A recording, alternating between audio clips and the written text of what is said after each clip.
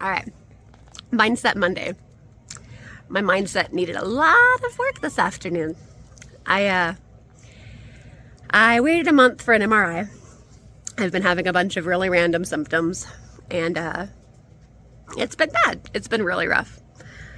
And I had built up in my head that this was going to tell me what was wrong, and everything was going to be associated with one problem that we could potentially fix. And I was really, really hopeful that we were just going to have one quick and easy diagnosis and path to being able to feel better. And that's not really what happened. And I should be very glad that we got the information we got, because I'm not crazy. I do have certain issues that are associated, but then we still have other symptoms that are unanswered. And so I've got a couple more doctors to see, some more specialists, all the things.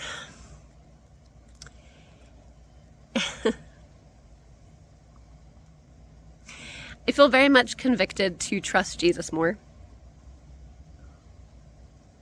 And it's become obvious to me that this was one of those things that I was still trying to fix on my own, so to speak, that I was putting my faith and trust into modern medicine.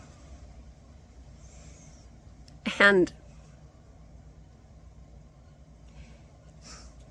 while I want all of these things to be better, while I want to be able to get up and play with the kids and walk and do the things, all the things,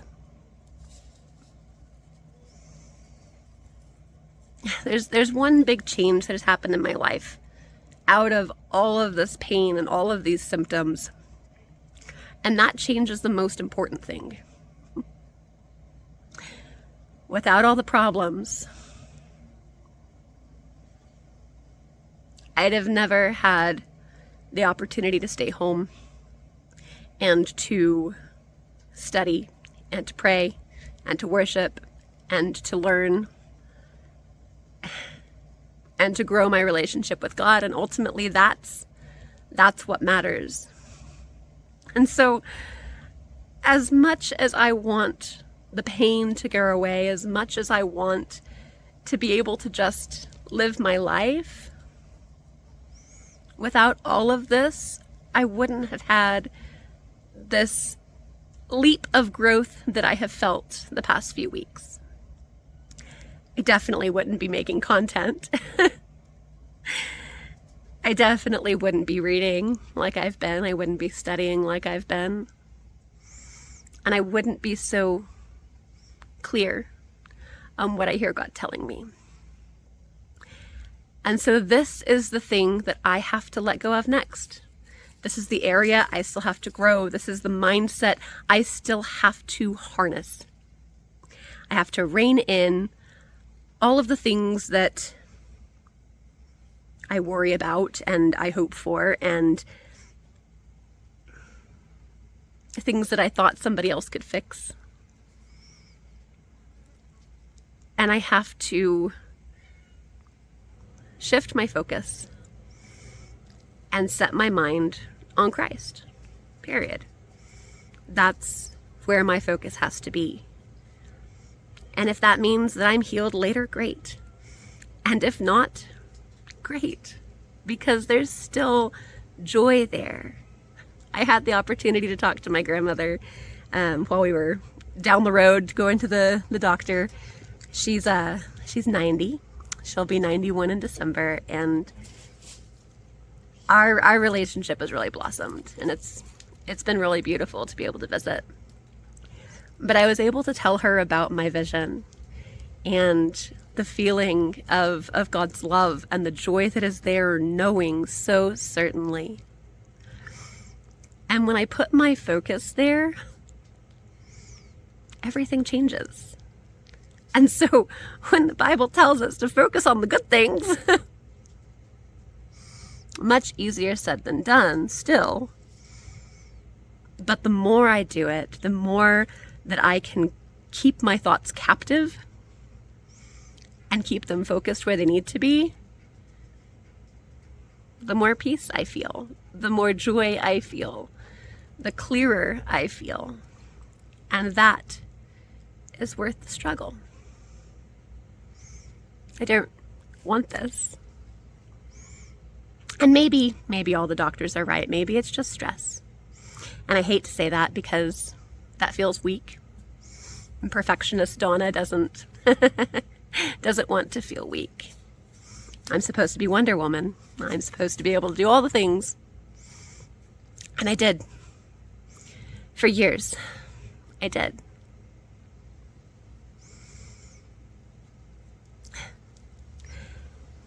When people hear even a year of the stories in our life, they wonder how we've survived it, and the grace of God is all I've got. But I have to recognize that that means that there have been a lot of stressors, and all of that stress does play a significant role on our bodies. And my body's tired. I have been living in fight or flight for at least a decade. Probably more. And it makes sense that I would have headaches and issues with my nerves and migraines and tension problems and muscular issues. I mean, 2 years ago I was in a car accident, and since then it just hasn't been the same, and so it is what it is, right?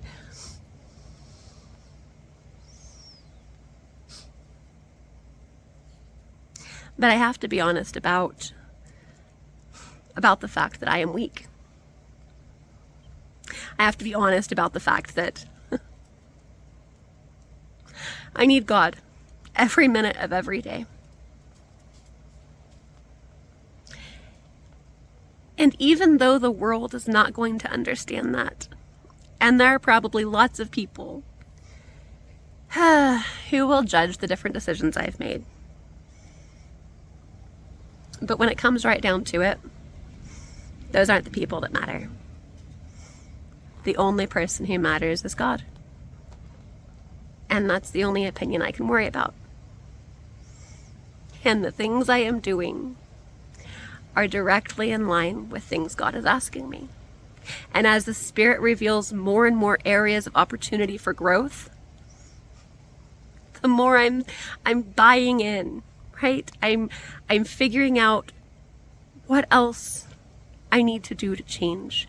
What else I need to do to be more Christ-like. What else I need to do to live the quality Christian life that God has for us. And that's the process. That's sanctification. That's part of why we have to go through all these experiences. But I can't diminish that the choices that I've made and the struggles that we've come across, I can't say they haven't been impactful.